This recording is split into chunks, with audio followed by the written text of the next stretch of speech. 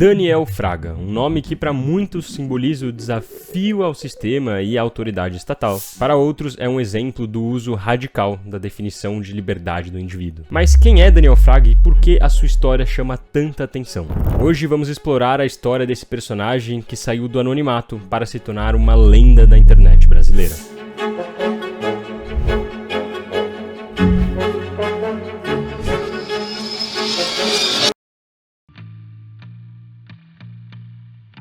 Nascido em São Paulo, tudo começou com vídeos que Daniel começou postando no YouTube, denunciando alguns descuidos com a cidade de São Paulo. Na época ele era um grande crítico do prefeito Kassab, e com isso ele começou a ganhar muita notoriedade já em 2010, quando começou a falar sobre política, libertarianismo e Estado em si. Ele falava muito sobre temas que eram considerados muito radicais, como o uso de criptomoedas para fugir do Estado e uma defesa ferrenha ao que ele chamava de liberdade individual. Mas Fraga não era apenas um crítico comum, ele ia além disso. Acreditava que o Estado era uma entidade opressora e que o imposto era uma forma de roubo. E claro que as suas ideias vinham do libertarianismo, uma corrente de pensamento que prega a menor interferência possível do governo na vida das pessoas. E foi justamente nesse caminho que ele se deparou com o Bitcoin.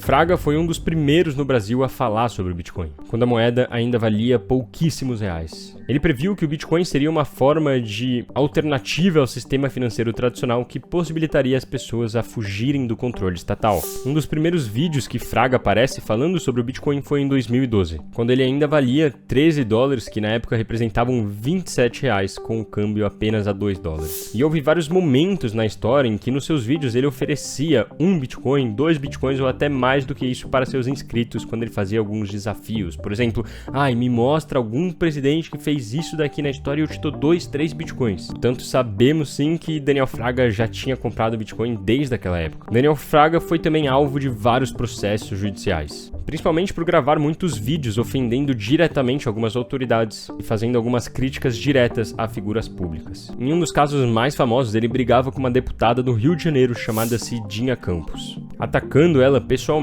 mas também expondo alguns podres que ela havia cometido em seu cargo. Até que um dia, Cidinha, extremamente irritada, publicou no Twitter os dados da mãe de Daniel Fraga, com nome, CPF e até endereço da casa em que ela morava. Isso deixou Daniel Fraga extremamente bravo, que fez com que ele postasse esse vídeo logo no dia seguinte.